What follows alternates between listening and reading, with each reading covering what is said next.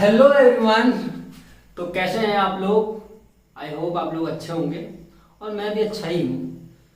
तो आपका कोर्स जो है रिड्यूस हो चुका है।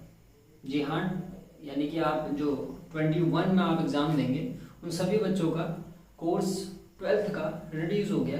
30% CBSE वालों का और 50% यूपी बोर्ड वालों का। तो खुशी तो बहुत होगी। तो खुशी के साथ साथ थोड़ा बहुत गम भी होना चाहिए। क्यों गम होना चाहिए? क्योंकि आपके उसमें चैप्टर हट गए हैं। इसका ये बिल्कुल भी मतलब नहीं है कि वो चैप्टर कंपटीशन में नहीं आएंगे। तो यानी आपको बाद में जाके उनको पढ़ना ही पड़ेगा। अभी के लिए तो आप परसेंटेज अगर गेन करना चाहते हैं तो हाँ, वो अच्छी बात है कि हाँ आप कम कोर्स होगा तो अच्छा परसेंटेज गेन कर सकते हैं। बट वही बात है कि बाद में आप जब आप 12th पास कर जाएंगे उसके बाद थोड़ी बहुत दिक्कतें आने वाली हैं। तो इसलिए कोर्स भले ही कम हो गया हो, आपके पास अभी भी सफिशिएंट टाइम है। आप पूरा कोर्स पढ़िएगा, ठीक है?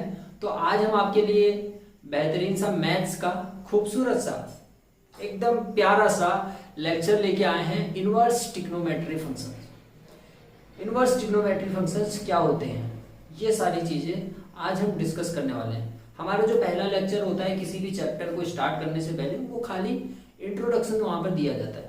आज भी हम आपको बेसिक चीजें समझाएंगे इनवर्स ट्रिग्नोमेट्री फंक्शन में, कैसे एक ट्रिग्नोमेट्री फंक्शन इनवर्स बन सकता है, ठीक है? ये सारी चीजें हम आपको यहाँ पर क्लियर करने वाले हैं। तो स्टार्ट करते हैं। तो उससे पहले, दिस इज योर ब्यूटीफुल सा चैनल लॉस्ट इन विज्ञान और गणित, एंड मेरा नाम गौरव सिंह नेगी। काफी लेट हो गए हैं वीडियो बनाने में, काफी दिनों से वीडियो नहीं शूट कर पा रहे थे, तो थोड़ा बहुत डिले हो गई वीडियो आने में। तो आज हम स्टार्ट करने वाले हैं इनवर्स ट्रिग्नोमेट्री फंक्शन। देखो, इनवर्स ट्रिग्नोमेट्री फंक्शन होता क्या है, सिंपल सिंपल सी बातें बताऊंगा। पहली बात तो हमारे पास जो ट्रिग्नोमेट्री फंक्शन होते हैं, जो हमारे पास ट्रिग्नोमेट्री फंक्शंस होते हैं, वो 6 टाइप के ट्रिग्नोमेट्री फंक्शंस होते हैं। आपको अगर रिमेंबर हो, आपके पास एक साइन का फंक्शन होता है, कॉस का फंक्शन होता है, टेन का फंक्शन होता है, कॉट का फंक्शन होता है, सेक और कॉसेक। ये फंक्शंस होते हैं। अब यहाँ पर इसके साथ आप एंगल को एक्स वाई जो भी आपकी मर्जी है वो आप रख सकते हैं। ये तो आपके पास ट्रिग्नोमेट्री फंक्शंस होते हैं, ठीक है? अच्छा, पहली बात, ट्रिग्नोमेट्री फंक्शंस होते हैं। क्या आपको पता है फंक्शन क्या होते हैं? नहीं पता है तो पहले जाके देखो फंक्शन क्या होता है। इससे पहले वाले वीडियो लेक्चर्स में मैंने आपको फंक्शंस के बारे में काफी ढेर सारी नॉलेज दे रखी है, तो वहां पर जाके आप देखेंगे फंक्शन क्या होता है, वहां पर से आप उसको समझ के आए। यहाँ पर भी मैं थोड़ा बहुत बता देता हूँ फंक्शन क्या होता है। फंक्शन ऐसी मैपिंग जहां पर आप ये अगर ए और बी डोमेन और कोडोमेन में कोई भी एलिमेंट मैप कर रहा है, बी में कोई भी एलिमेंट मैप कर रहा है, तो यहां पर से यहां पर जितने भी एलिमेंट हो उनकी इमेज कोडोमेन में होनी ही होनी चाहिए। यानी कि यहां ए का कोई भी एलिमेंट ना छूटे। बड़ी सिंपल सी बात है। फंक्शन क्या होता है, आप बोलेंगे यहां के जितने भी एलिमेंट है उस सब के सब बी में उपस्थित कोडोमेन के साथ किसी न किसी एलिमेंट के साथ अपनी एक इमेज बना ही रहे हो। एक बनाए, दो बनाए, उससे कोई मतलब नहीं। तो हम बोल रहे हैं ये फंक्शन अगर यहां जाके अपनी इमेज बनाएगा, अगर यहाँ पर 3 एलिमेंट 4 एलिमेंट है तो सबकी इमेज यहाँ बननी ही बननी चाहिए। तो ये फंक्शन की डेफिनेशन होती है। और एक डोमेन में उपस्थित 2 एलिमेंट एक से जाके ही मैप ना करें, यानी किन्हीं 2 डोमेन में उपस्थित 2 एलिमेंट की एक ही इमेज ना बने, ये भी कंडीशन है। डोमेन में उपस्थित एक ही एलिमेंट की 2 इमेजेस नहीं बननी चाहिए, ठीक है? तो ये सारी बातें हैं इसमें हमें जो समझ में आ गई है कि फंक्शन कैसा होगा। अब देखते हैं क्या साइन कॉस टेन फंक्शन है। अरे नाम से ही समझ में आ रहा है ट्रिग्नोमेट्री फंक्शंस, यानी कि यहाँ पर ये फंक्शन होंगे एक दो एग्जांपल से मैं आपको समझा के दिखा देता हूं कि साइन जो है वो फंक्शन है या नहीं है। आप बोलेंगे साइन थीटा, मैं पूछता हूं साइन थीटा का डोमेन बताओ, तो आप बोलो साइन थीटा में आप थीटा की जगह पर कुछ भी रख दो, यानी ऑल रियल नंबर्स, जितने भी रियल नंबर हैं वो सबके सब वैलिड हैं, सब रख दो, और वो कहाँ जाएंगे, वो जाएंगे -1 से 1 तक, -1 से 1 तक। तो यानी जो भी रियल नंबर्स हैं वो -1 से 1 तक जाएंगे। इसका मतलब क्या हुआ कि ए में एलिमेंट, ये डोमेन हो गया, इसमें जितने भी सारे रियल नंबर आएंगे और सारे रियल नंबर की जो इमेज बनेगी -1, इसके बीच में भी कुछ एलिमेंट आएंगे और +1 पॉइंट वाले आएंगे ना सब, ये सब के साथ मैप करेंगे, या तो ऐसे करेंगे मैप, इसके साथ मैप करेंगे, यानी हर कोई एलिमेंट, यानी रियल नंबर में सारे के सारे एलिमेंट की कोई ना कोई इमेज बी में बन ही रही होगी। अब समझ में नहीं आ रहा है कि रियल नंबर कैसे लिख दिया। तो रियल नंबर देखो कैसे लिख दिया, यहां पर रियल नंबर की बात नहीं, आपने तो एंगल पढ़ा है, आप कुछ भी ले लो, मैं बोलता हूं आप 30 डिग्री, ये तो सुना है, 30 डिग्री को क्या लिख सकते हो, रेडियन में चेंज करो, 30 × π/180, इसको चेंज किया आपने, ये भी कटेगा और π/6 आएगा। पाई की वैल्यू आप जानते हैं 22/7 × 6, आप ये कट पीट के जो भी आएगा पॉइंट में आए कुछ भी आए, ये आपके पास बन गया, ये आपके पास बन गया एक रियल नंबर का ही एलिमेंट, एक रियल नंबर का एलिमेंट। ऐसे ही आप 1 degree 2 degree 3 degree, -1 degree, -2 degree, -3 degree, या 0.15 डिग्री, ऐसे ही आप जितने भी डिग्री में ले सकते हैं उनको सबके सबको रियल नंबर में चेंज कर सकते हो। इसीलिए मैं बोल रहा हूँ यहाँ पे जो भी रियल नंबर है उसकी मैपिंग -1 और 1 के साथ कहीं ना कहीं हो ही जाएगी, क्योंकि आपको पता है कि आप कुछ भी 1 डिग्री 2 डिग्री कितनी भी वैल्यू रख दो, कितनी भी वैल्यू रख दो, साइन तो -1 से 1 के बीच में ही नाचता रहता है। तो इसका मतलब यहाँ पर कोई भी एलिमेंट नहीं छूटा जो बी के साथ इमेज ना बना रहा हो।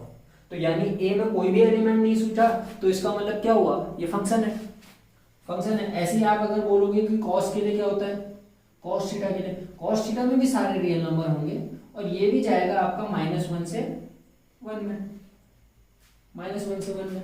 ऐसे में अगर बोलूं tan थीटा में क्या होगा, तो आप बोलेंगे tan थीटा में सब कुछ आ सकता है, tan थीटा, तो tan थीटा पे सारे रियल नंबर आ सकते हैं, बट कौन नहीं आ सकता, n π, सारे आ सकते हैं बट n π नहीं आ सकता। क्यों नहीं आ सकता n π, क्योंकि आप जब भी n π यानी पाई रखेंगे, या tan 0 क्या होता है, सॉरी n π/2, आप जब भी n π/2 रखेंगे तो आपको दिखाई देगा कि π/2 पर tan थीटा अनडिफाइन हो जाता है। तो अनडिफाइन हो जाता है तो ये वाली चीज हटानी पड़ेगी ना, tan π/2, तो n π/2 रख दिया, ये वाला टर्म हटा दिया, बाकी सारे रियल नंबर आ सकते हैं। और ये जाएगा कहां से कहां तक, ये जाएगा -∞ से +∞। सिंपल सिंपल सी बातें हैं, ये आपने क्लास 11th में पढ़ी होंगी। तो यानी आपको समझ में आ गया है कि हाँ, यहाँ के जितने भी एलिमेंट हैं वो कोई ना कोई बी के एलिमेंट के साथ अपनी इमेज बना ही रहा है। ये तो होती है, ये तो फंक्शन की होती है डेफिनेशन। अच्छा, अब यही फंक्शन इनवर्स फंक्शन कब बन जाएगा, ये चीज आपको समझनी है। ये तो मैंने आपको खाली हिंट दे दिया कि हाँ ये फंक्शन तो है। अब बात करते हैं ये इनवर्स फंक्शन कब बन सकते हैं। तो बताओ, क्या साइन इनवर्स हो सकता है, एग्जिस्ट करेगा? तो आपका आंसर होना चाहिए कि नो, नहीं करेगा। क्यों नहीं करेगा? क्योंकि इनवर्स होने के लिए एक बेहतरीन सी कंडीशन है, क्या कि फंक्शन को 1 1 और ऑन टू दोनों ही होना चाहिए। अगर वो 1 1 और ऑन टू है तो इट मीन्स दैट कि उसका इन्वर्टिबल फंक्शन एग्जिस्ट करेगा। तो मैं बोल रहा हूं कि साइन x अगर है तो साइन इनवर्स x लिखना सही है। तो आप बोलोगे नहीं, बिल्कुल गलत है। क्यों गलत है?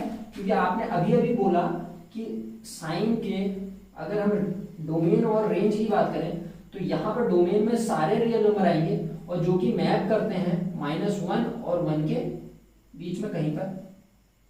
तो यानी जो भी रियल नंबर होंगे बहुत सारे 1 के साथ मैप भी करेंगे। अरे बहुत सारी कितनी वैल्यू होती है जो -1 होती है, कितनी वैल्यू रियल नंबर में होंगी, कितने एंगल्स होंगे जो +1 वैल्यू दे रहे होंगे, 1/2 दे रहे होंगे ना। तो यानी कि बहुत सारे एलिमेंट हैं जो -1 से, बहुत सारे एलिमेंट जो है +1 से, बीच में भी जितने पॉइंट वाले नंबर होंगे वो भी किसी ना किसी से मैप कर रहे होंगे। तो ये तो गड़बड़ हो गया। तो यानी ये ऑन टू तो है, ये ऑन टू तो है, बट 1 1 नहीं हुआ। और कंडीशन यही है कि फंक्शन 1 1 और ऑन टू होना चाहिए, क्योंकि आपको पता है कि इनवर्स का मतलब ये डोमेन और ये कोडोमेन जब होता है तो आप इनवर्स अगर निकालेंगे, ये फंक्शन है, तो आप एफ इनवर्स जब निकालते हैं, ये रहा, तो ये डोमेन बन जाता है और ये कोडोमेन बन जाएगा। तो एफ इनवर्स जैसे निकाला, क्योंकि एफ इनवर्स भी एक इन्वर्टिबल फंक्शन है, फंक्शन होने के लिए यहाँ पर एक ही एलिमेंट की ढेर सारी इमेजेस नहीं बन सकती हैं, गलत हो गया। इसीलिए मैं बोल रहा हूँ 1 1 और ऑन टू दोनों ही होना चाहिए। अरे समझ में आ रहा है, नहीं आ रहा है क्या? समझ में आ रहा है ना? नहीं समझ में आ रहा है तो आप पहले फंक्शंस को देख के आओ। यहाँ पर इन्वर्टिबल फंक्शन होने के लिए क्या, बैक गए बैक गए बैक गए, तो आप देख रहे हैं कि ये डोमेन में +1 के बहुत सारी इमेजेस बन रही हैं, तो फंक्शन कैसे हो सकता है? तो इनवर्स एग्जिस्ट नहीं करेगा, तो यानी साइन इनवर्स एग्जिस्ट नहीं करना चाहिए। अब हम तो पढ़ रहे हैं ट्रिग्नोमेट्री का, इनवर्स ट्रिग्नोमेट्री फंक्शन, बड़े शौक से आप आए थे इनवर्स ट्रिग्नोमेट्री फंक्शन पढ़ने, और ये क्या हुआ, ये तो यहाँ लो काम बिगड़ गया। पढ़ने आए थे इनवर्स ट्रिग्नोमेट्री फंक्शन और हमें पता चला ये इनवर्स ट्रिग्नोमेट्री फंक्शन तो एग्जिस्ट ही नहीं कर रहा है, तो यानी पूरी बुक ही गलत हो गई क्या? नहीं। तो इसके लिए हमारे पास कुछ कंडीशनें होती हैं, ऐसा नहीं है कि इनवर्स नहीं बना सकते हैं, बना सकते हैं कुछ कंडीशनों के साथ, यानी शर्त होनी चाहिए। अगर आप शर्त नहीं बना पाएंगे तो गड़बड़ हो गया। यानी हर कोई साइन एक्स का फंक्शन अगर ऐसे ही दे दिया तो वो इनवर्स उसका एग्जिस्ट करेगा, ये बिल्कुल भी पॉसिबल नहीं है। तो कुछ शर्तें हैं, जैसे कि आप बोलते हैं अगर साइन इनवर्स एक्स, तो शर्त ये है कि इसका जो शर्त ये है कि इसका जो डोमेन हो वो -1 से 1 ना, उल्टा जाएंगे अब, 1 से 1, -1 से 1 के बीच में सब कुछ हो सकता है।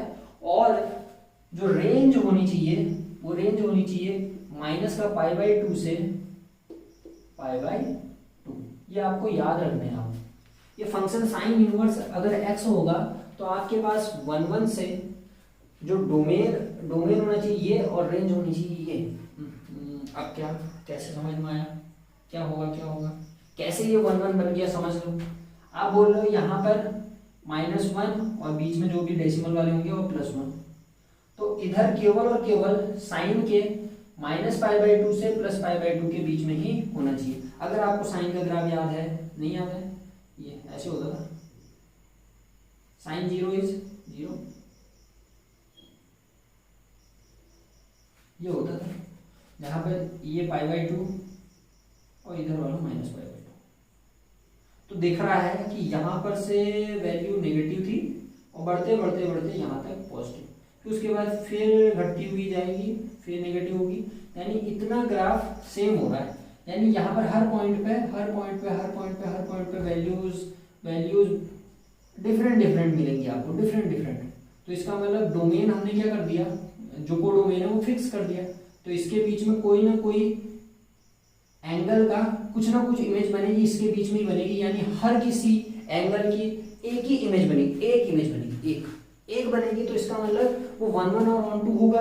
तो इसका मतलब क्या हुआ कि साइन इनवर्स अगर एग्जिस्ट कराना है तो आपके पास जो डोमेन है और रेंज है वो फिक्स हो जानी चाहिए। अगर ऐसा नहीं है तो वो फंक्शन इनवर्स फंक्शन नहीं हो सकता है। ऐसे ही हम कॉस के लिए पढ़ेंगे, कॉस के लिए क्या होता है आपको ये नोट कर लेने हैं भैया, ठीक है, नोट कर लेने हैं। कॉस इनवर्स के लिए आपके पास जो रेंज होती है वो -1 से 1 होती है, ये भी -1 से 1 होगी, सिंपल दैट। और जो डोमेन होता है वो होता है 0 से π।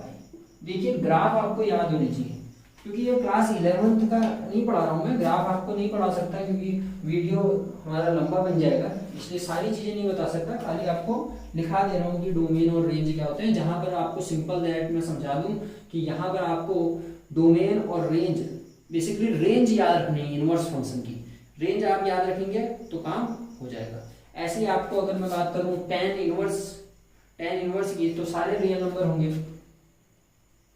टेन इनवर्स के लिए, तो सारे रियल नंबर आएंगे इधर, सारे के सारे रियल नंबर, क्योंकि माइनस इंफिनिटी से इंफिनिटी यानी सारे रियल नंबर आएंगे। और जो रेंज होगी वो जाएगी आपकी माइनस का π/2 से π/2 के बीच में।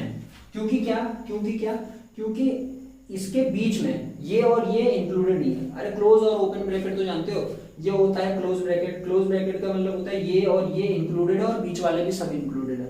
ओपन ब्रैकेट का मतलब होता है ये और ये इंक्लूडेड नहीं है, इसके बीच में जो भी नंबर है वो सबके सब आएंगे।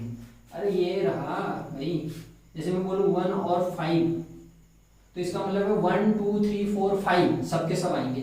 अगर मैं ओपन ब्रैकेट लगा दूं 1 5, तो इसका मतलब 1 5 नहीं आएंगे, 2 आएगा, 3 आएगा, 4 आएगा। समझा है?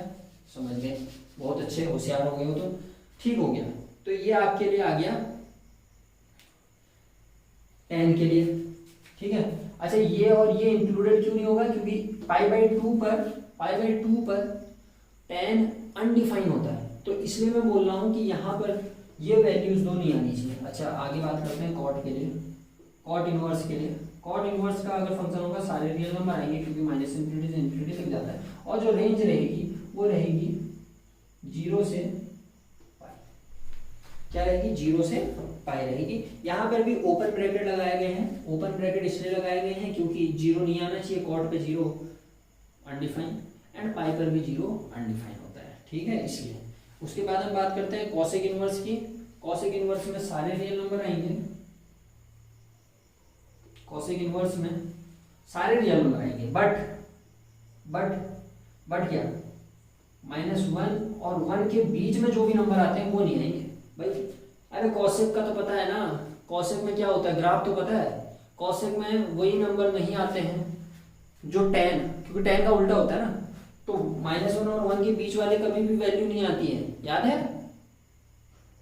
अरे एंगल वाले में याद करो, इसके बीच में कोई भी वैल्यू नहीं आएगी। 1/2 साइन की कोई वैल्यू होती है तो वो 2 बन जाती है, यानी नहीं आता है। समझ में आया? ठीक है, तो इसके लिए जो आपके पास रेंज होगी वो रेंज होती है क्लोज ब्रैकेट 0 से पाई, बट π/2 नहीं होगा। π/2 क्यों नहीं होगा? π/2 पर ये अनडिफाइन होता है। अरे साइन π/2 0 होता है, तो कॉसेक π/2 क्या होगा? अनडिफाइन होगा, तो इसलिए मैंने वो हटा दिया। बुरा तो नहीं मान गए हैं? बुरा तो नहीं मान गए? ठीक हो गया। अच्छा ऐसे बात करते हैं सेक इनवर्स एक्स की। ये अच्छा कॉसेक इनवर्स एक्स है ये, तो थोड़ा सा गलती हो गई यहाँ पर, -π/2 से π/2, ठीक है, -π/2 से π/2, थोड़ी सी गलती हो गई। -π/2 से π/2 तक जाएगा, और यहाँ पर कॉसेक इनवर्स एक्स है, यानी कॉस साइन 0 पे 0 देता है, तो ठीक है, यहाँ पे 0 होना चाहिए, 0 डिग्री नहीं होगा, ठीक है। अच्छा ऐसे सेक के लिए लिखते हैं, सेक इनवर्स एक्स के लिए क्या होगा? सारे रियल नंबर होंगे, बट कौन नहीं होगा? -1 और 1 के बीच में आने वाले नंबर्स नहीं होंगे। यहाँ पर जो रेंज होगी वो आपके पास 0 से पाई होगी पूरी की पूरी, बट यहाँ पर π/2 नहीं होगा, क्योंकि π/2 पर कॉस जो सेक होता है वो अनडिफाइंड देता है वैल्यू, ठीक है। सिंपल सी बात है, सिंपल सी बात है भाई।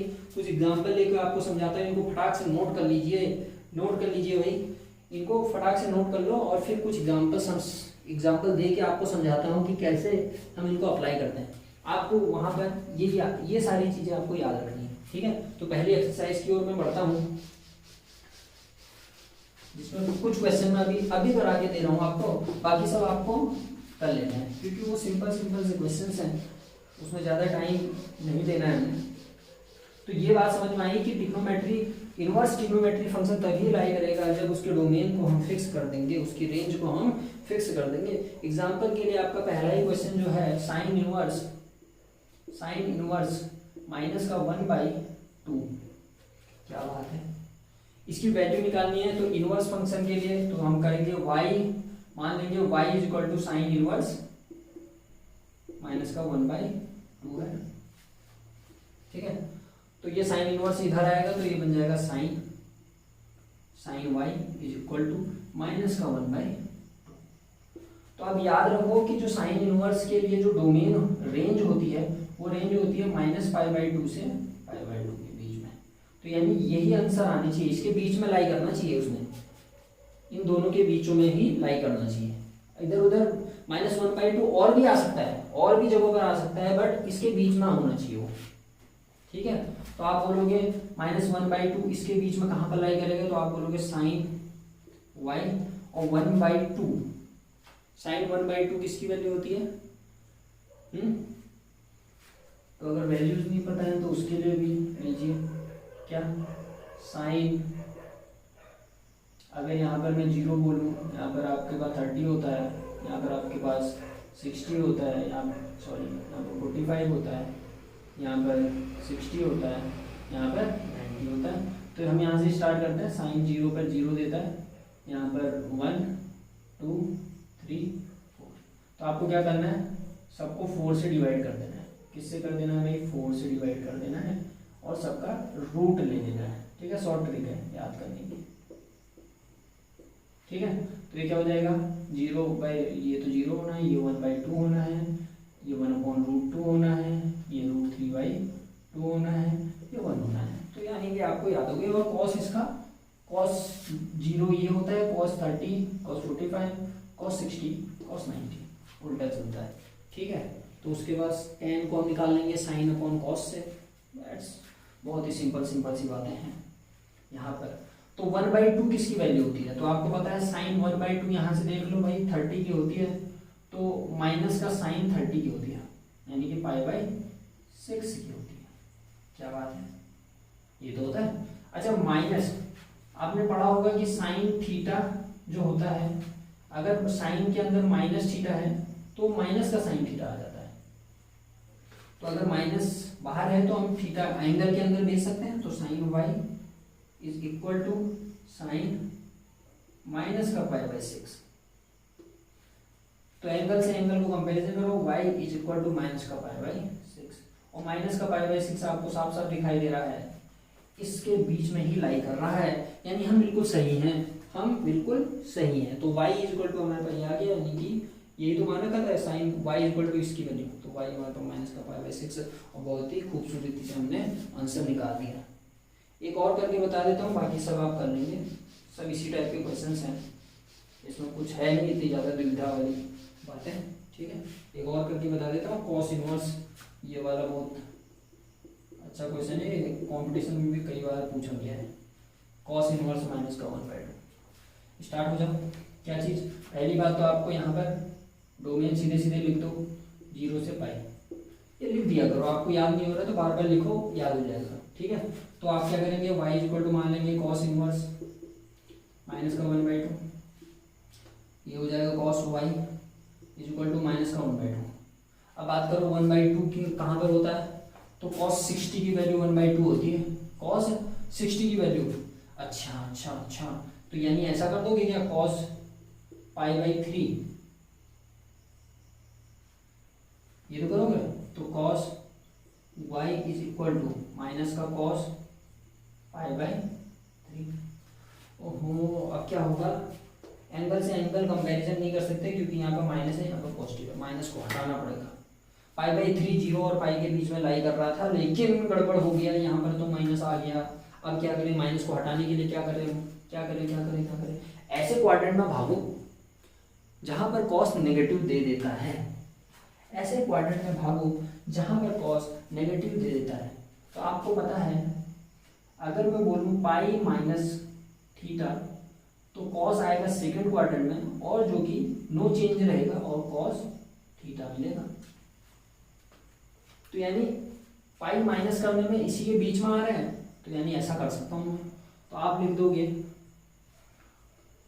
Cos pi minus π/3। क्या सही लिखा है? आप इसको चेंज करो, देखो ये मिल जाएगा फिर से π/3, क्योंकि पाई माइनस है तो नो चेंज, और क्योंकि सेकंड क्वाड्रेंट में है तो यहाँ माइनस आ गया। सही लिखा है, बिल्कुल सही लिख दिया भाई आपने। और कॉस y अब एंगल से एंगल को कंपैरिजन, यानी y is equal to pi minus pi by 3, यानी कि y is equal to 2 pi by 3। ठीक है, समझ में आया? ठीक हो गया। तो आई होप आपको ये वीडियो समझ में आई होगी, आशा करते हैं हम। और आप घर में मन लगा के पढ़ते रहिए, मुस्कुराते रहिए और हमारे चैनल को विजिट करते रहें। ठीक है, तो तब तक के लिए bye bye, tata and take care.